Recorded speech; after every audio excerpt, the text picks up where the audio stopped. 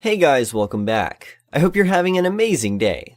Let's get right into the stories. The first story is titled, Karen Gets Arrested Because I Wasn't Being a Good Cashier. So I used to work as a cashier in a supermarket. This story took place on my 4th day at work there, and my 2nd day working at a cash on my own without a supervisor sitting next to me, teaching me the ropes. Yes, I had 2 days of training. I'm sure most of you will figure out in which country I live for the following explanation. It'll become relevant later. Supermarkets in my country are a zoo on a regular day. However, Thursdays and Fridays are absolute mayhem at the store and are a special kind of hell. Fridays, the store closes 2 hours before sundown, as do most stores in the country.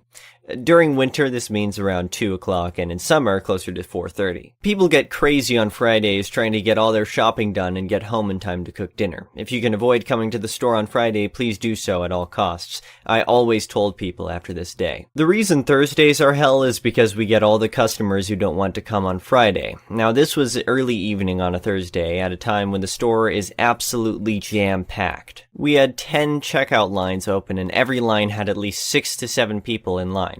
Basically, if you're stuck with a slow cashier, there is nowhere else to go unless you have 10 items or less. Everything is going well until I get a customer with 2 shopping carts full of items, mostly non-perishable items. And these are the large carts you find around big stores in the US, like Walmart. I found out later he buys this for a community center in his neighborhood, and he fills up their party twice a year. Nice guy. He greeted me very politely and then said the most dreaded words I could have heard that night. This will be a delivery. Just a quick break from the story to explain why this was so dreaded, especially on a day like today. When we get a delivery, the cashier would call a helper from the store to help bag the groceries. Usually people do their own bagging. The bags would then be placed in plastic containers, and containers would then be placed on top of each other and taken to the back fridge until delivery. A regular delivery is usually between 3 to 5 crates. Each crate has a number, which then I have to input all of them into the computer along with correct delivery address and phone number, and print out with the receipt and place copies in the crates. Even for a small delivery, this always takes extra time. Back to the story. This guy has 2 full carts and wants a delivery. I say, sure, no problem. Then I turn to everyone else in line and let them know that this is a delivery and it will take just a bit longer than usual, and apologize for any delay this may cause. We always do this so customers will be aware of the delay and can move to another cash if they are in a hurry. This is when the whole line groans simultaneously. I don't blame them, there was nowhere else to go.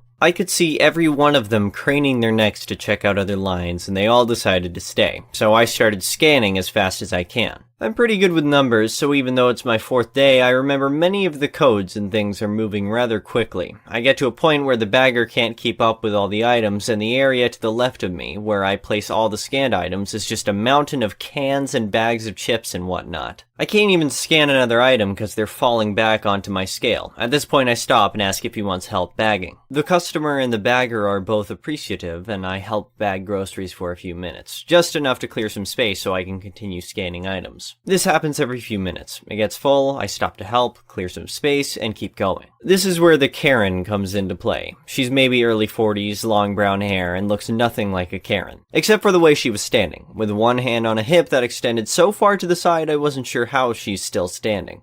She's in my line, about 5 to 6 people in front of her still. This is the conversation that follows. Karen: hello, what are you doing? Me, not answering, because I didn't think she was talking to me. I keep scanning.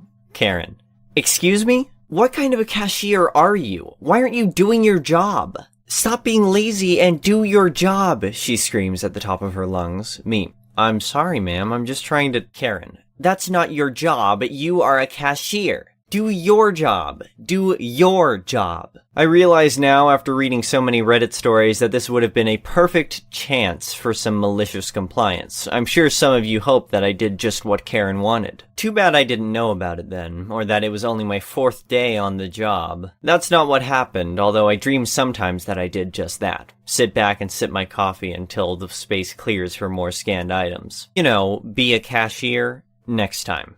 Me: I'm just helping to move things along faster. If this is a problem, or if you're in a hurry, feel free to move to another line. I'm sure another cashier will be more than happy to serve you. I may sound like I'm the a-hole with this line, but I said it really nicely, not sarcastic at all. Obviously that didn't help, lol.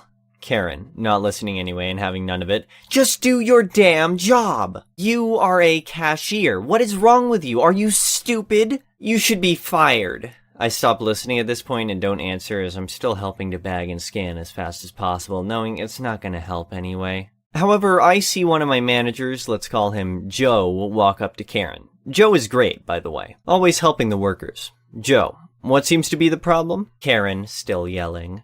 Your cashier is awful. She's lazy and she is not doing her job. You should fire her. Tell her to do her job. She's not doing her job. She repeated that a few times like a broken record. Joe looks over at me for a second, understands exactly what is happening, turns to Karen and says, "Can't you see she's trying to help?" She's trying to make this go so much faster. Now, Karen starts screaming words, I'm assuming, but I couldn't really make them out. She was practically foaming at the mouth. Joe tries to calm her down by explaining, or trying to, how me bagging items is actually helping, and this makes Karen even more irate, if you can believe it. Spit flying from her mouth, arms flailing, screaming like a banshee. Suddenly, I notice an older woman, nice old lady, must have been around 80 years old, trying to get Karen's attention by tapping her on the shoulder. It takes a few tries, but she finally gets her attention and spins her around by her shoulder. NOL. Hey, Karen? Karen? Excuse me? Karen! Karen. What? NOL. Your daughter is crying. This is when the entire store seemed to have stopped talking all at once, like someone pressed mute and turned off the volume. The sea of people in front of me parts a bit, and we all look down and see a little girl who couldn't have been older than 4, clutching her mother's thighs, bawling her eyes out, snot coming out of everywhere, hyperventilating. This girl was terrified, and I can't blame her. Seeing her mother going off like that must have been terrifying, and she has no idea what's happening. She's in a huge store where she knows no one, and she's practically invisible. This silence lasted an entire 2 seconds because that's when Karen started yelling at Joe. Karen. Look what you did! You and your stupid lazy cashier made my daughter cry! And a bunch of other crazy sounds that were perhaps supposed to be words. Things happened in slow motion for the next few seconds. She starts to swing towards Joe. Joe's not a big guy, but he's bigger than Karen, that's for sure, and he's not easily intimidated. Not his first Karen. She would have decked him right in the face if the NOL hadn't grabbed her in a bear hug to stop her. Yes, she did. I had to pick up my jaw off the floor. At that point, other customers got involved, trying to peel off the NOL from Karen and stop Karen from trying to kill Joe, and from Joe trying to kill Karen because he was fuming by then. At this point, I saw mall security storm the castle. Our store was inside a mall, and the sea of people just surrounded Karen, and I couldn't really see much of anything anymore. Kind of like football players when there's a fumble and they all jump on the ball. By the sound of yelling getting farther and farther away, I figured Karen was being led either to the back office or to the mall security office, mall jail. This entire time this is happening, I'm still bagging and scanning items, and I'm about halfway through this customer's purchase. I finish up with him with no more problems. He was very nice and thanked me profusely for helping with the bags, even though technically it wasn't part of my job. He said I was the fastest and nicest cashier he had ever had the pleasure of meeting. I was just happy to help. No one else in my line complained. I actually got compliments from people about keeping my composure. Apparently many cashiers in my country think it's okay to yell at customers and just be plain nasty. I worked in customer service for many years prior, and I've never yelled at a customer, even if they deserved it. Once the rush died down a bit, I went for a break. I met another employee in the back room, and I started to tell him of what just happened when he cut me off. She was yelling at you? Ha ha ha! I heard that. Well, everyone heard that, but I had no idea what the fuck was happening. He told me that police was called and Karen escorted out of the store and the mall in handcuffs. I filled him in on everything and we spent the next 30 minutes laughing. I don't know what happened with the child. I'm assuming they called another family member to pick her up. I also don't know what happened with Karen after that since I ended up working there for another year and I never saw her again. Hopefully she learned to do her grocery shopping on Tuesday/Wednesday, or was possibly in prison or house arrest. This was the first Karen I had the displeasure of meeting while working at that store, but definitely not the last. To those of you who read the entire story, thank you for sticking with me through to the end. I hope it was worth it, and you got some sense of pleasure or justice from the end result. I'll work on my writing skills so the next story I may write, that may be long as well, will be easy and entertaining to read. The last story is titled, When I Was Away, My Neighbor Discarded My Classic Car Valued at $525,000. I've always lived in the same neighborhood and have seen all kinds of neighbors come and go. I've even had to deal with some Karen types in the past, so when Amy moved in next door, I was wary. However, she was always pleasant to me, and I thought I'd hit the neighbor jackpot. Amy would always say hello and even bring over baked goods once in a while. However, she had a reputation for being mean to everyone else in the neighborhood. One day I found myself in a bit of a predicament. My job required me to travel out of town regularly, and I had 3 cats and a dog that I needed to take care of. Putting them up in boarding each time was going to be expensive, and I didn't want them to be stuck in cages all day. That's when Amy offered to pet sit for me. I hesitated at first, but after seeing how great she was with her own dog, I decided to give her a chance. At first, everything was going smoothly. Amy seemed to genuinely love animals, and my pets seemed to enjoy her company. I paid her well for the job, and it was still cheaper than sending them to a boarding facility. Plus, it was a win-win situation. My pets were happy, and Amy got to make some extra cash. However, things took a turn for the worse when I came back from a trip and found my vintage 1967 Shelby GT500 missing from the garage. I couldn't believe it. I had spent years working on that car, and it was worth over $500,000.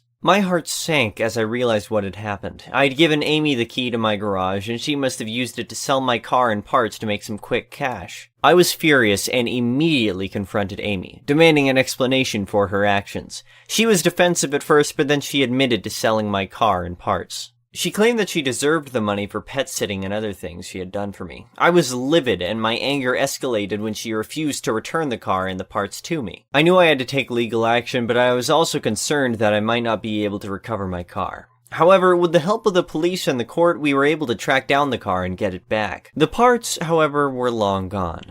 During the court proceedings, I found out that Amy had a history of financial problems and had even declared bankruptcy in the past. It all started to make sense why she had been so desperate for money. I couldn't believe that I had trusted her with my pets and garage key, and that she had taken advantage of me in such a terrible way. After the case was over, I thought that was the end of it. However, a few weeks later, I received a call from the police. They had found out that Amy had been involved in a car theft ring and had used my car as a way to gain the trust of other car owners in the area. She had even attempted to sell my car to a buyer who had been suspicious and had tipped off the police. Not only had Amy stolen my car and parts, but she had also been using it to commit other crimes. It was a nightmare scenario that I never could have imagined. I felt violated, and it took me a long time to feel safe in my own home again. In the end, I was glad that justice was served and Amy was sentenced to a long prison term for her crimes. However, the experience left me with a sense of paranoia and a distrust of people that I never had before. I realized that sometimes even the people who seem the nicest on the surface can turn out to be the worst.